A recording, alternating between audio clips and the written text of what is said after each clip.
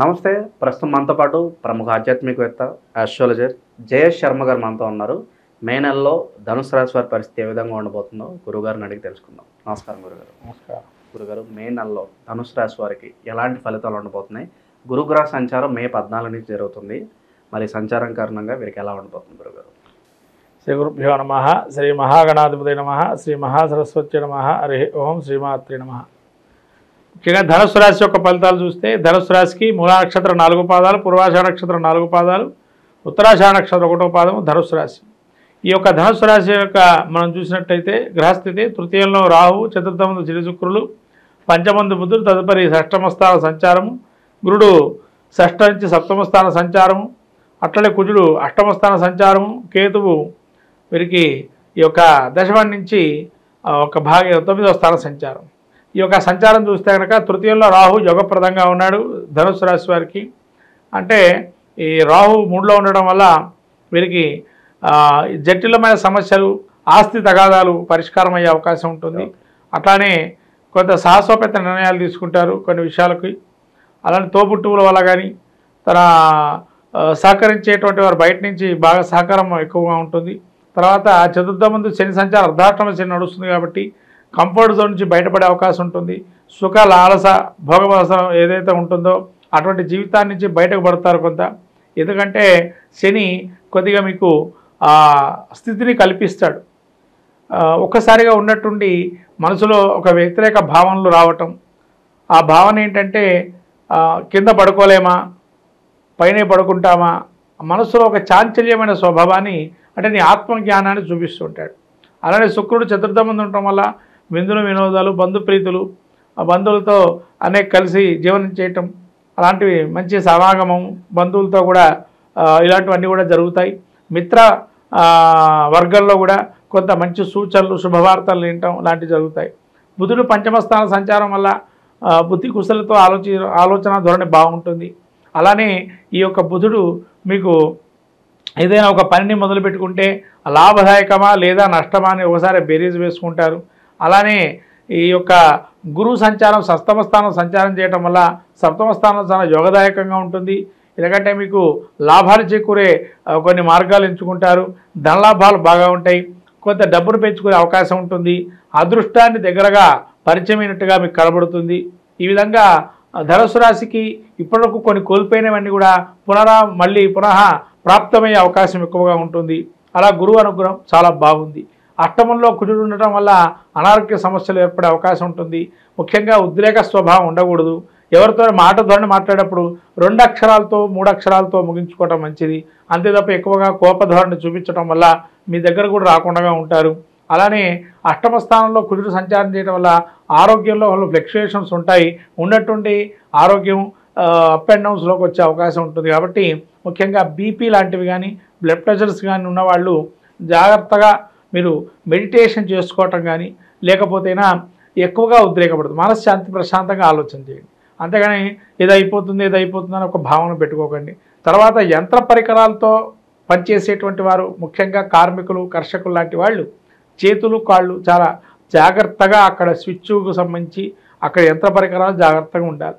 అగ్ని ప్రమాదాలు జరిగే అవకాశం కూడా ఉంటుంది. కాబట్టి జాగ్రత్తగా ఉండడం మంచిది. ఇక ఆర్థిక స్థితిగతులు ఎలా ఉండబోతున్నాయి గురుగారు వీళ్ళకి? ఆర్థికంగా చెప్పాను కదా, వీళ్ళు కోల్పోయిన ధనం కూడా మళ్ళీ తిరిగి వచ్చే అవకాశం ఉంటుంది. సప్తమ స్థానంలో గురువు సంచారం చేస్తున్నాడు కాబట్టి, రెండోది రాహు కూడా 3లో ఉన్నాడు. వీళ్ళు పిలిచి మరీ గౌరవిస్తారు. పిలిచి మరీ గౌరవం పొందుతారు.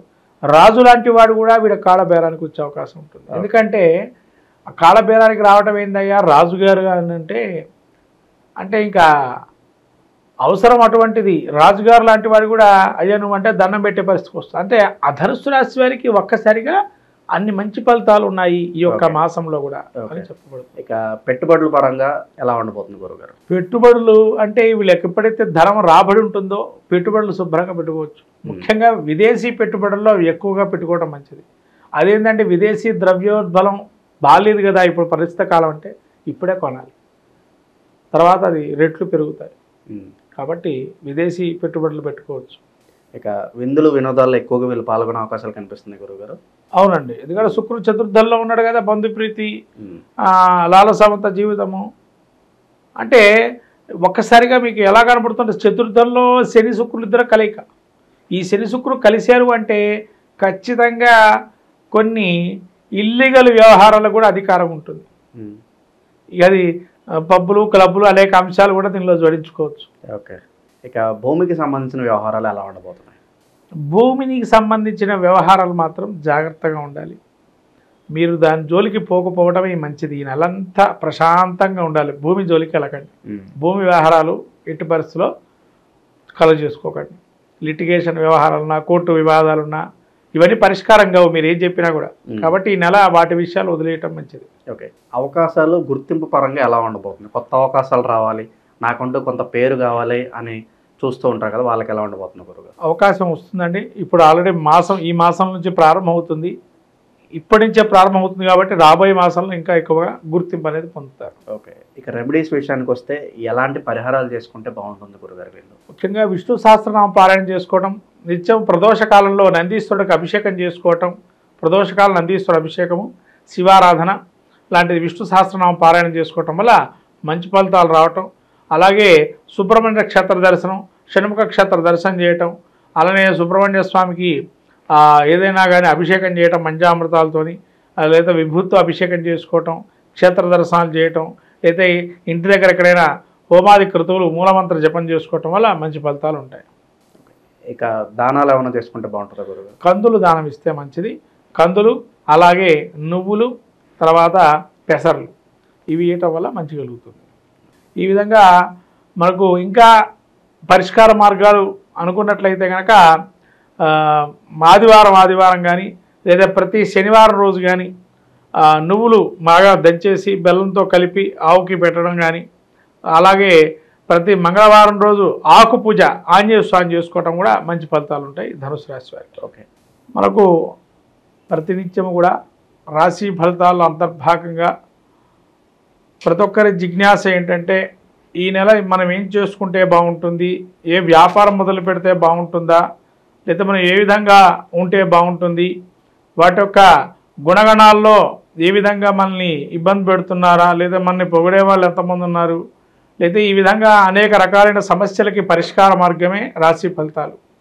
ఈ యొక్క రాశి ఫలితాలు కనుక ప్రతినిత్యము మనం పాటిస్తూ ఆ యొక్క స్తోత్రమాలికలు కానీ, ఆ యొక్క స్తోత్రమాలికలతో పాటు ఆ యొక్క దేవత అధిష్టాన దేవతల యజ్ఞ హోమాదులు కానీ వ్రతాదులు చేసుకోవటం వల్ల మంచి ఫలితాలు వస్తాయని మన పెద్దలు మహర్షులు చెప్పబడింది.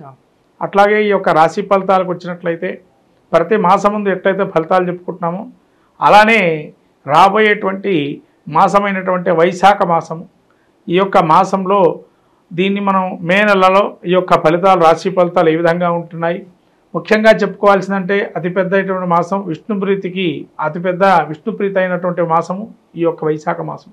మనకు పద్మపురాణము, బ్రహ్మాండ పురాణము, మత్స్య పురాణము ఇవన్నీ కూడా ఈ యొక్క అనేక విశేష అంశాలతో కూడుకున్నటువంటి వైశాఖ మాసం. దానికి వైశాఖ పురాణం కూడా ఉన్నది.